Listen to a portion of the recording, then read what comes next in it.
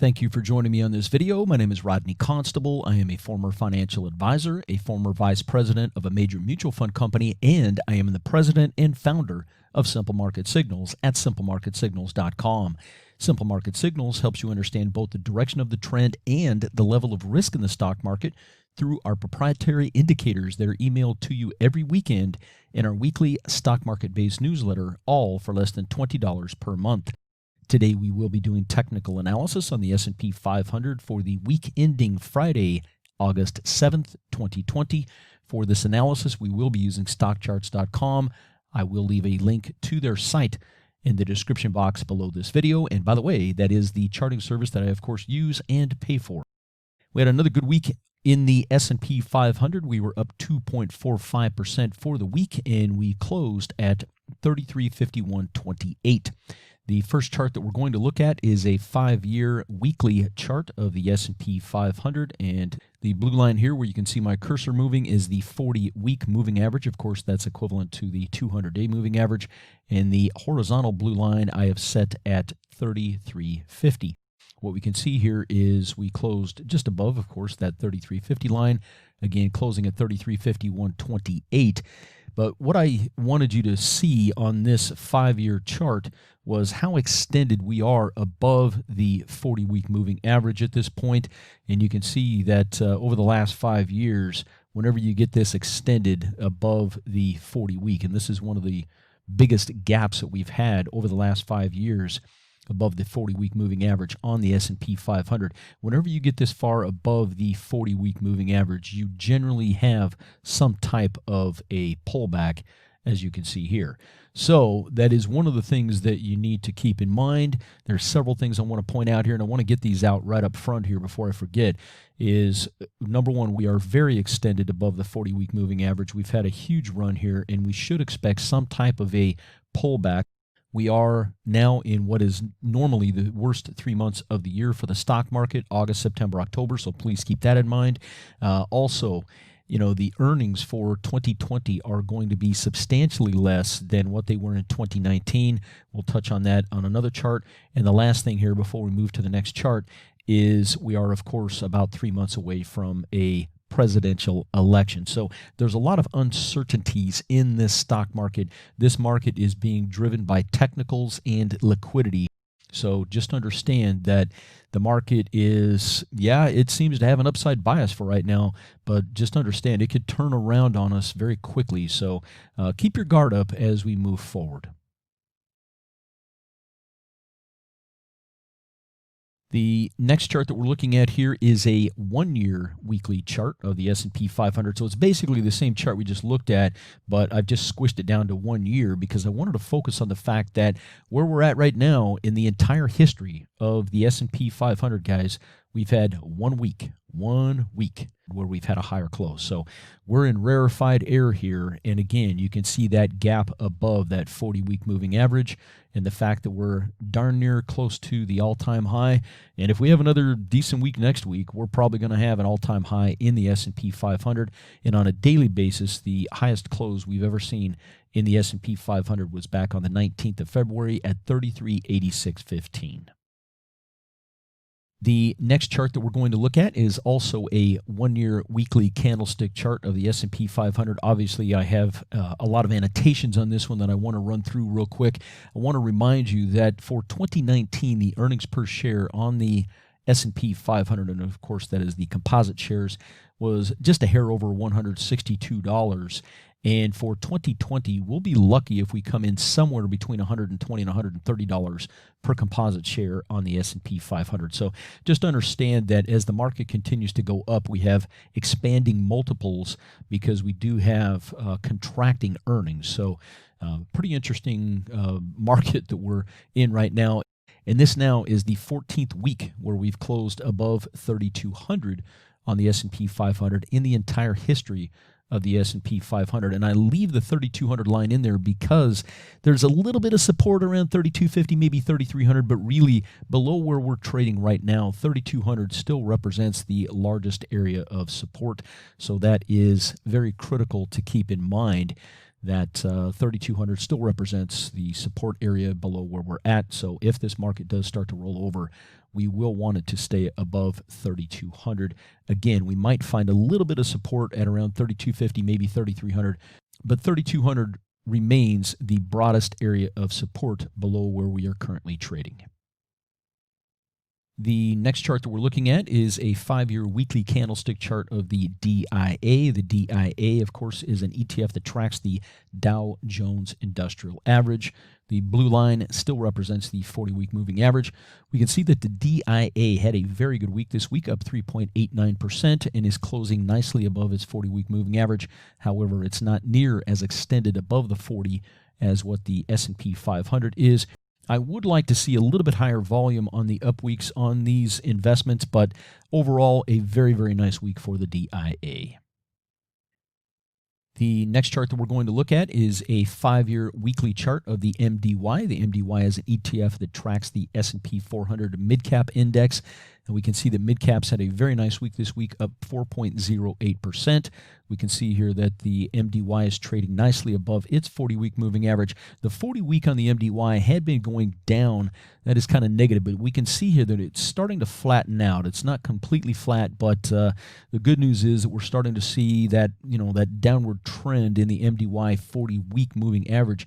It's starting to flatten out and hopefully will turn up here soon. So that is all good news. Again, we had lower volume on the uptrending MDY than I would really like to see. We're kind of getting back into some average volume. You can see over the last few weeks when the market's going up, the volume has been falling. That's not the most bullish sign, but it's just something to keep in mind that if we continue to see falling volume as the market goes up, it does make us a little bit vulnerable to a pullback. But another nice week in the MDY. Also keep in mind, guys, where the MDY is trading is, before we get too excited, the MDY is still trading where it was in January of 2018. So we've been sideways for over 2.5 years on this index. So yes, it was a nice week, but again, let's keep this in perspective. The next chart that we're going to look at is a 5-year weekly chart of the IWM. The IWM is an ETF that tracks the Russell 2000 Small Cap Index here in the United States.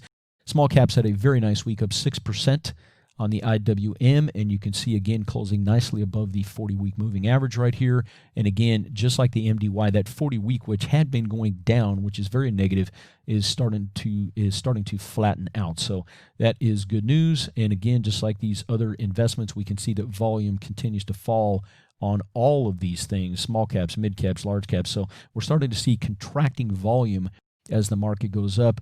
Again, nothing too concerning just yet, but we will want to keep our eye on that. But a fantastic week in the small caps.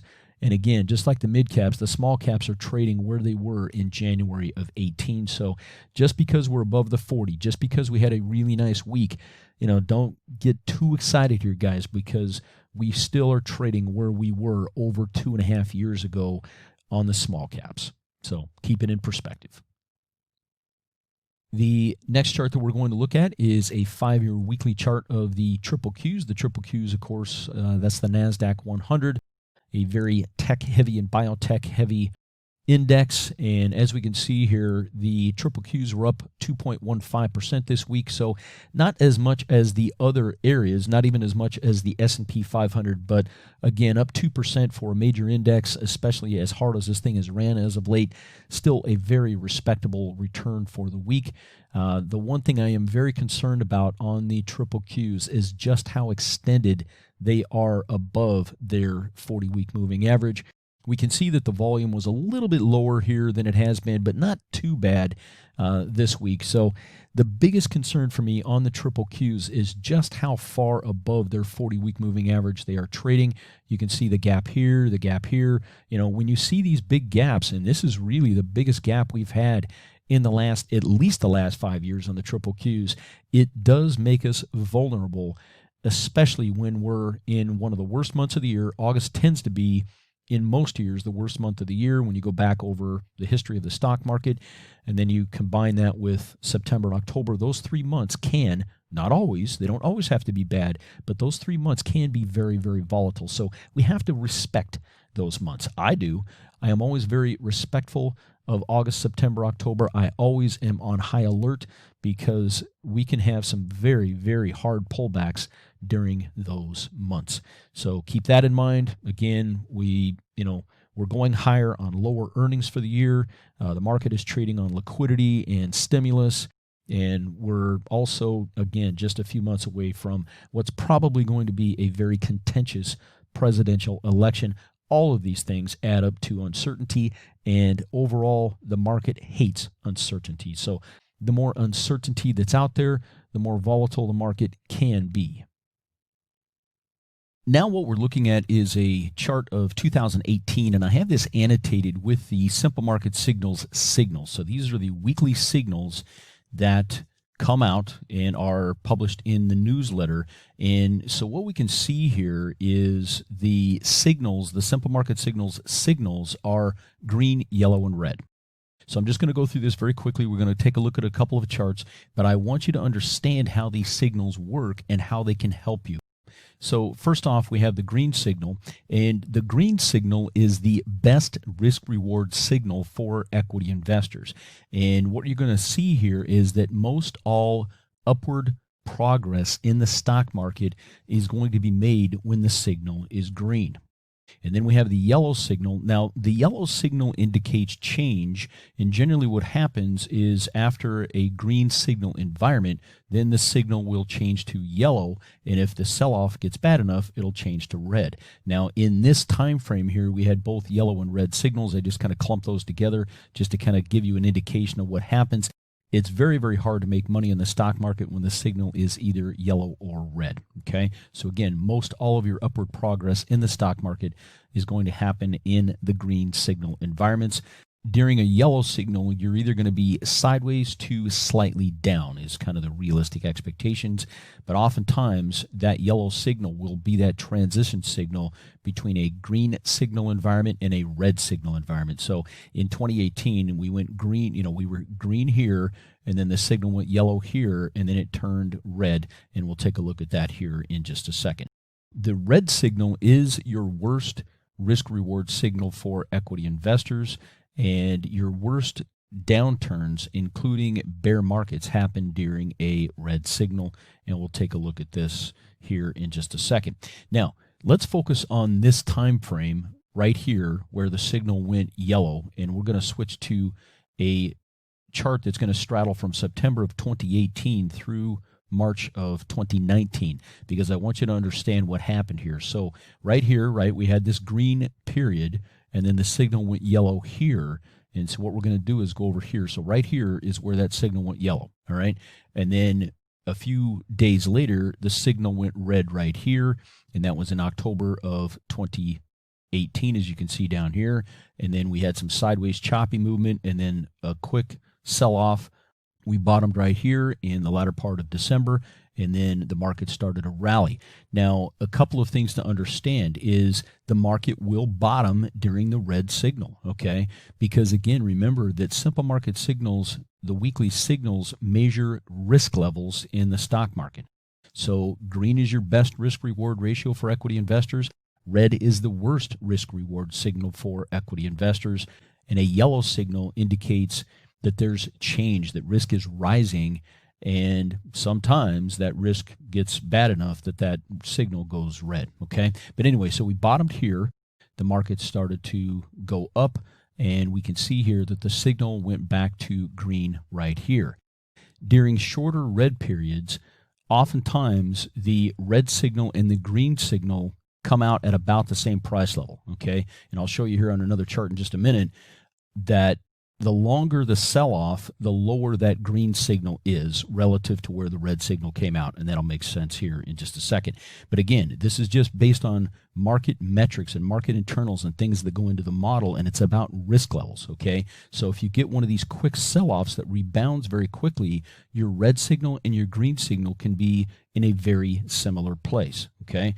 So just understand that simple market signals measures risk in the stock market, and as you can see here, these rally attempts, right, because this was red, right, we went red here, so you get these rally attempts that fail, and then it sells off hard, rebounds pretty quickly, and then the signal goes green here. All right. Now we're going to pick up right here. So this again is that transition period right here. All right. So now we're going into 2019. This is calendar year 2019 in the S&P 500, again, daily charts. So this is that red period. The signal went green here.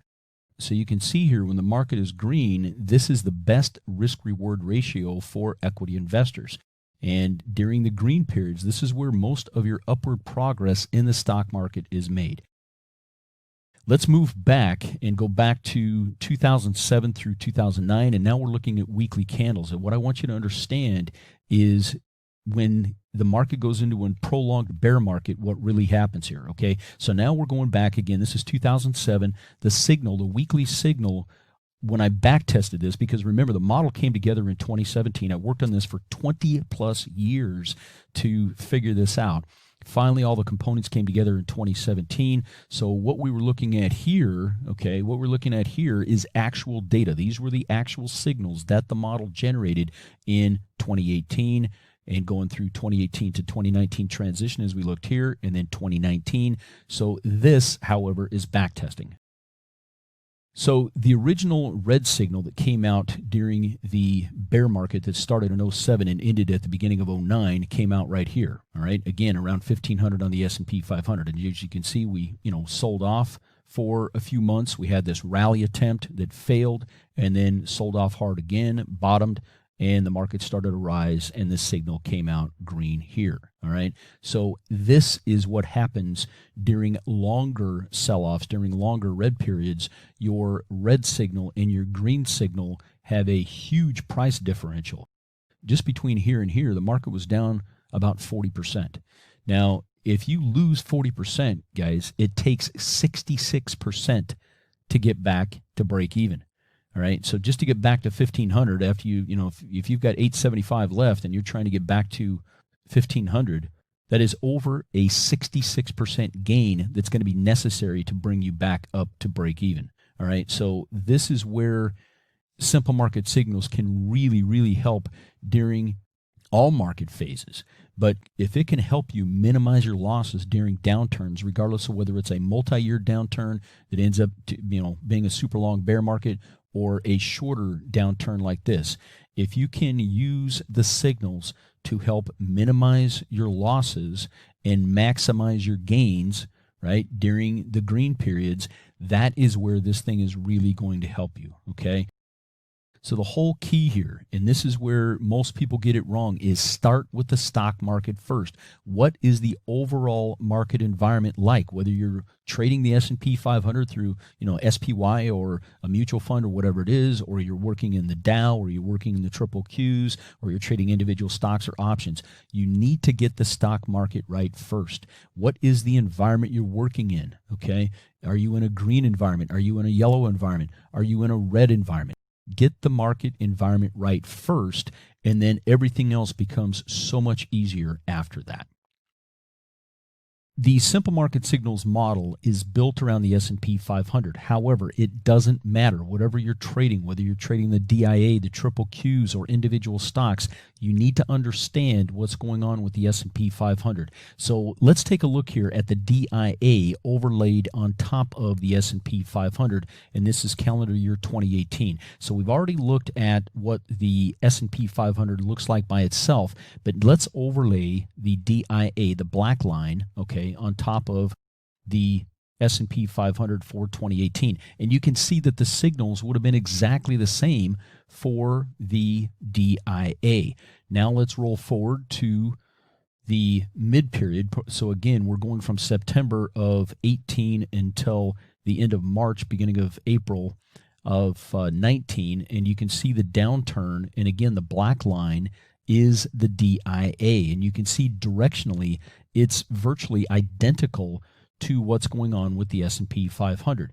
So you need to understand that whether you're trading the DIA, here's 2019, right? Same thing, DIA, the S&P 500, and we'll take a look at the triple Qs here in a minute.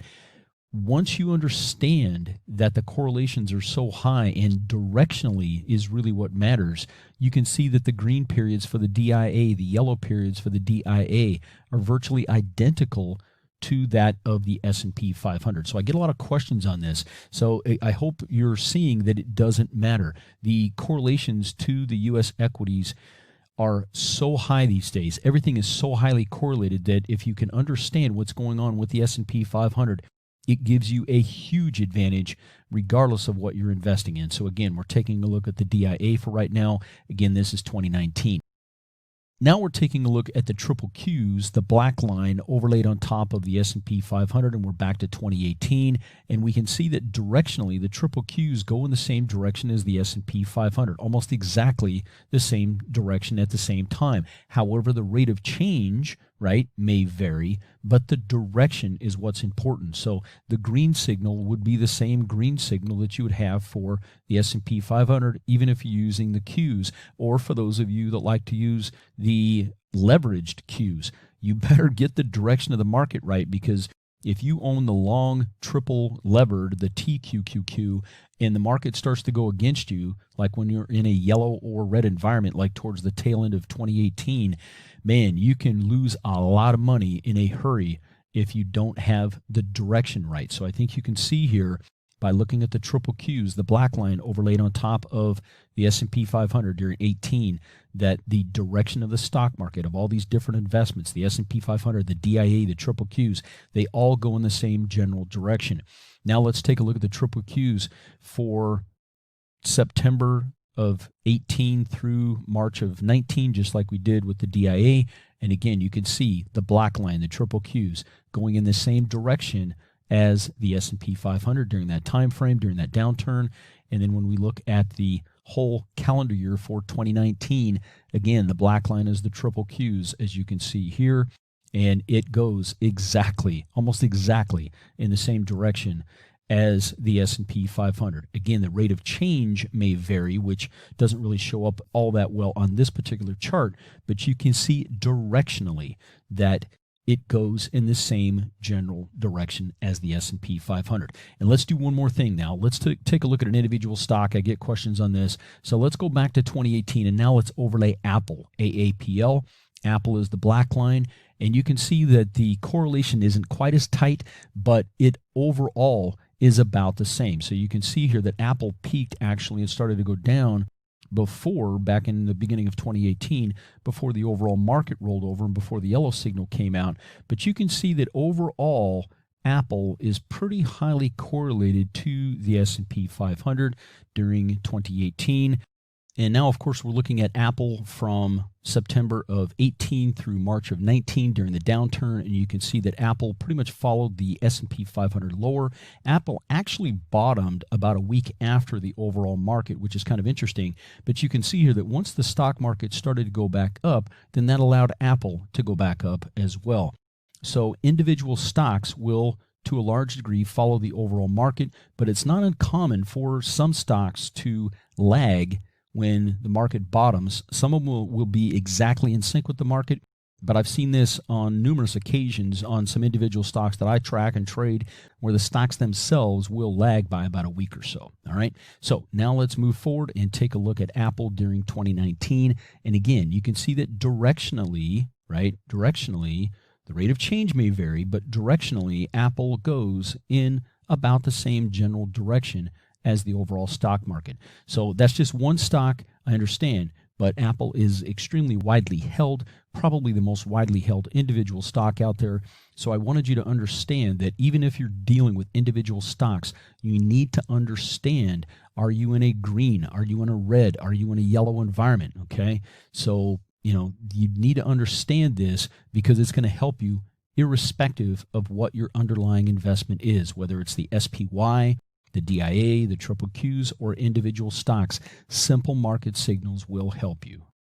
And for those of you that are financial advisors or money managers, including hedge fund managers out there, because I do have hedge fund managers, financial advisors, other financial professionals, wholesalers for various financial services products that subscribe to Simple Market Signals, this gives you guys a massive advantage because you have information that you can't get anywhere else. I am the only person that has this model. I created this model. This is my system that I'm sharing with you for a very, very modest price.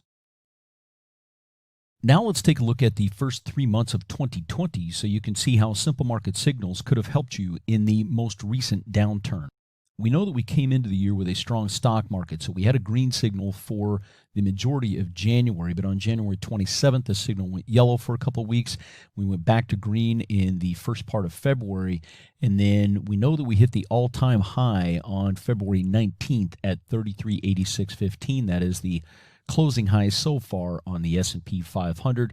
And then we had this intraday reversal on Thursday, which I talked about in my Simple Market Signals newsletter, which of course is how I disseminate the signals. And then we closed lower on Friday again. And so what we can see here is, and I warned my newsletter subscribers on Saturday, the 22nd of February, that I felt like the market was starting to roll over, and that that things were changing. And so I gave people a heads up right here over the weekend, and I told them that if the market continued to sell off, that we would probably see at least a yellow signal, if not worse, the following week. And that's exactly what happened. On the 24th, the Simple Market Signals risk signal went yellow. Now, one of the other things that I want to point out here is, in addition to the risk signal, I also have several trend direction indicators in this Simple Market Signals model. Now, the longer term one is called the general trend indicator, and the general trend indicator went negative on the 25th. So on the 24th, the signal went yellow. The general trend indicator went negative on the 25th, and then 2 days later, the signal went red. The risk signal went red. So think about this. All in 1 week, just a few days apart, we had a yellow signal, we had the general trend indicator went negative, and then we had the risk signal went red on the 27th. That was Thursday, all right? And by the way, this general trend indicator is a positive negative signal, okay? And it operates totally independently of the risk signals. It's just trend. So the general trend indicator gives you still another way to monitor and control risk in your portfolio. And guys, that general trend indicator had been positive since October, all right? So that thing had been positive for, 5-6 months, and then went negative. So right there, just those two signals alone told us that something was changing in the stock market. And then by the 27th, the signal had went red, and we can see here that the market fell from there. Now let's take a look at this same information, but let's overlay, as we have for 2018 and 2019, let's overlay the DIA, the triple Qs, and Apple to see how Simple Market Signals would have helped you, irrespective of whether you're investing in the S&P 500, the Dow, the triple Qs, or individual stocks. Okay, so now we're taking a look at the same information. Now we've overlaid the DIA, that's the black line, and you can see here that the DIA followed the same exact pattern as the S&P 500. So yes, my model is based on the S&P 500 because it's the only index where I can get all of the data that I need to manage the model, because I'm looking inside. I'm looking at the internal metrics of the stock market, okay? And it's the only index that I've been able to find that I can get the information, the vast amount of information that I need to manage my model. The S&P 500 is the index that gives me that information. But I hope you're seeing already here, guys, through all these different charts, that if you can get a handle on what's going on with the S&P 500, that tells you where the market risk is at. And we know that 70, 80, 90% of all stocks go in the same general direction as the stock market. So if you can understand the direction of the stock market, right, by using the S&P 500, and if you can understand the risk levels in the stock market, you can make much, much better investment decisions. Now let's take a look at what this would look like with the triple Qs. The triple Qs, the black line here, you can see the Nasdaq 100. It peaked on exactly the same day and rolled over and went in the same general direction. Now, the rate of change on these investments may vary, but it's the trend direction. It's the risk levels. If you understand, right, where things are kicking in the overall market, it's market risk, right? It's market risk that we're talking about, guys. And this is something that most people ignore. And I want to impress upon you that this is the starting place. You need to understand the trend direction and the risk levels of the overall market irrespective of what you're trading or investing in, whether it's in your trading account, your 401k, your 403b, your IRAs, whatever it is, whether you're investing in the S&P 500, the Dow, as we've seen, the triple Qs, and now let's take a look at Apple. Okay, and we can see here, same thing, right? Apple actually peaked a few days ahead, but you can see the patterns are very, very similar, all right? And then Apple bottomed on the 23rd of March with everything else. So we can see here, whether we're investing in indexes or individual stocks, getting a handle on the trend direction and the risk levels in the stock market can make a massive, massive difference in your success as an investor. And remember, bond yields are so low now that the old 60-40, 70-30 portfolio, guys, it's not going to protect you like it used to, all right? So if you are an asset allocator and you're watching this, or if you're an investment advisor, a financial advisor, you work at an RIA, you run an RIA, you're a hedge fund manager. I have a lot of financial advisors, other financial professionals, hedge fund managers, people that run RIAs.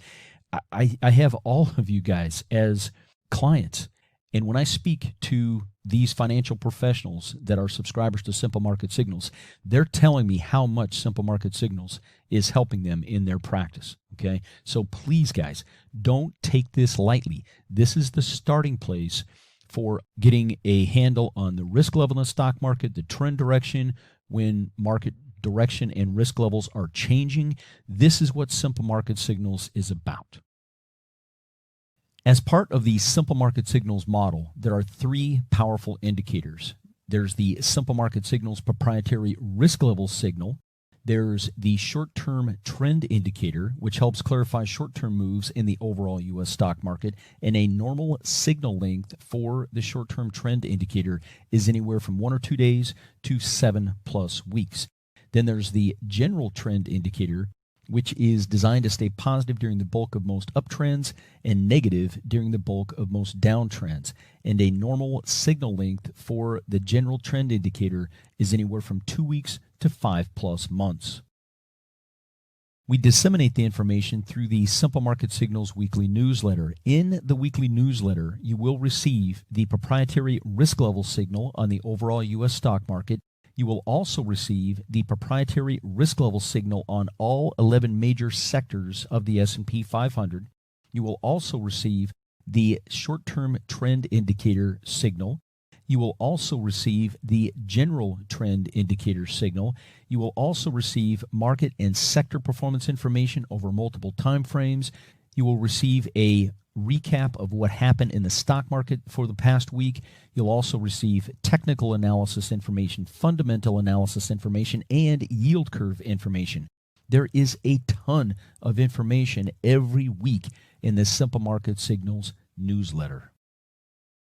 And a subscription to Simple Market Signals is just $19.95 per month. That's less than 67 cents per day. It's billed monthly on your credit card. There are no contracts. You can cancel anytime, and your first 2 weeks are free. And guys, I want to set realistic expectations here, okay? The newsletter isn't fancy. It's effective. It's plain text, no color, no fluff. And please note that due to international compliance regulations, you must be at least 18 years old and a citizen of the United States of America who is currently living in the U.S. in order to subscribe to Simple Market Signals. And again, that is just due to international compliance regulations. Now let's recap what you will get with your Simple Market Signals subscription. You will get the weekly emailed newsletter with all of the contents we just talked about. You will also receive special midweek updates when warranted. So if there's a major signal or direction change in the middle of the week, we're not going to wait until the weekend to get you that information. We're going to get that information to you as soon as possible via a special midweek update email. The best fit for a Simple Market Signals subscriber is an investor or trader with at least a 6 to 8 week plus time frame that they're focusing on. If you're a day trader or a really short-term trader, Simple Market Signals may help you a little bit, but the reality is Simple Market Signals is designed for those investors and traders with at least a 6 to 8 week plus time frame that they're focusing on. And if you would like even more information about how you can benefit from Simple Market Signals, I have the following videos that will be linked in the description box below this video. And to subscribe to Simple Market Signals, you just need to go to the website that you see on the screen here. That's https://simplemarketsignals.com. It'll take you about 4 minutes to subscribe. It's that easy.